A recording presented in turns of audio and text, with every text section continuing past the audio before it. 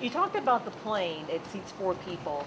Is it uncommon for sometimes for you to have only 3 people in that type of plane because of the weight could be an issue? It's not uncommon at all, and because of the weight issue, you may be limited to 3 people or limited to 2 people or whatever. But part of your job as pilot in command is assuring that your airplane is capable of handling the number of people and cargo that you place in that airplane. That's part of your job. So if you know, for example, you're going to fill up all 4 seats, then you need to light load something else, which is typically fuel. You won't take on a full bag of fuel, for example. Or if you're going to take on 4 passengers and full fuel, you have to limit something else, so you won't take baggage. And by the way, that's not unusual. That's just not a limitation placed on our small training planes. That's a universal limitation.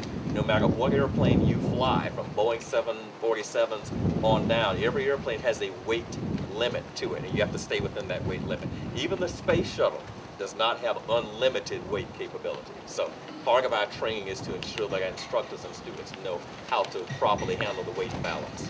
And we obviously don't know exactly what happened, obviously. Right.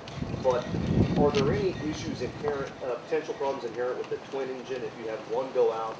We've read some research that talks about the tendency of these types of planes to possibly flip over very early on. That is a concern with all multi-engine airplanes, is that if you lose one engine and the other one is continuing to turn, that does produce what we call asymmetric thrust. And asymmetric thrust can cause the airplane to go out of control under certain conditions.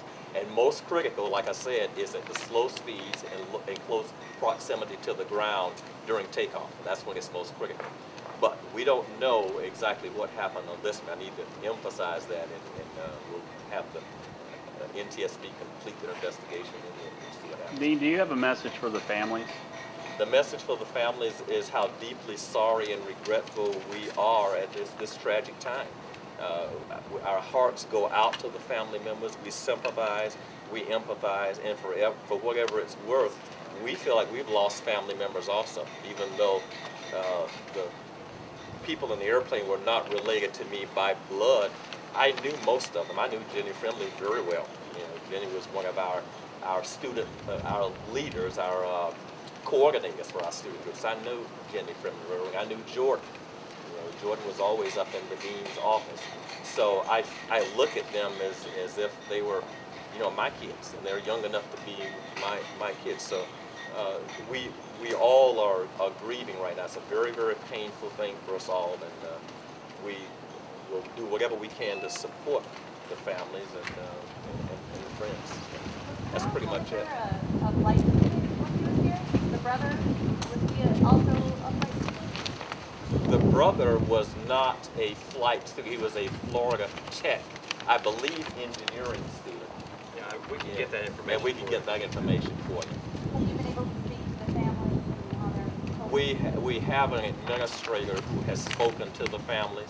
Yeah, I have not. I spoke very briefly to Mr. Henniger, but it was very, very early in the process before we knew any data. Since then, our administration has spoken to the family members. I personally have not. And you know, we've got people on staff who are very good at that. They can support the families directly. And so we're reaching out to the families when we can. How are the other students doing, and any hesitations and getting back up in the air next week?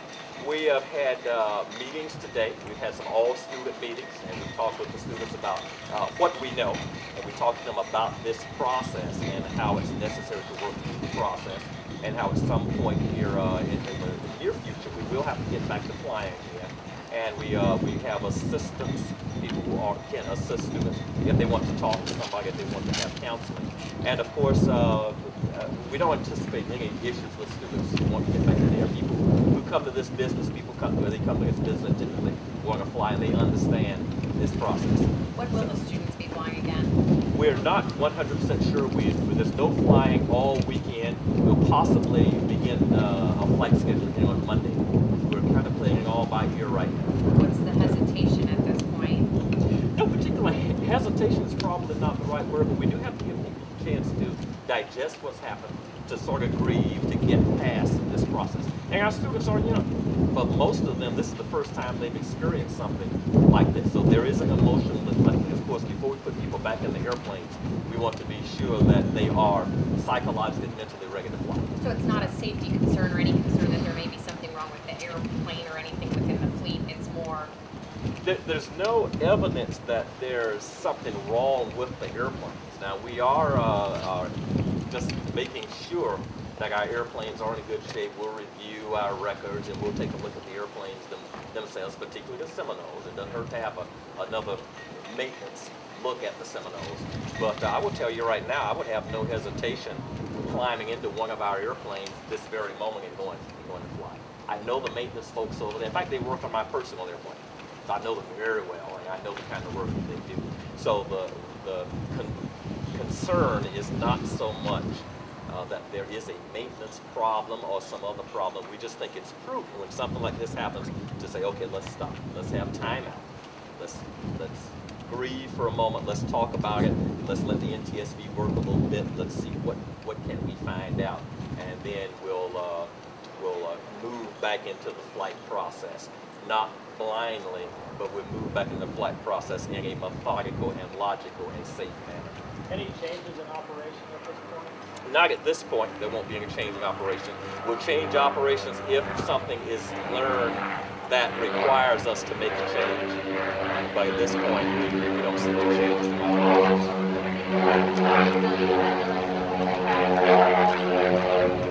No, we have a variety of airplanes.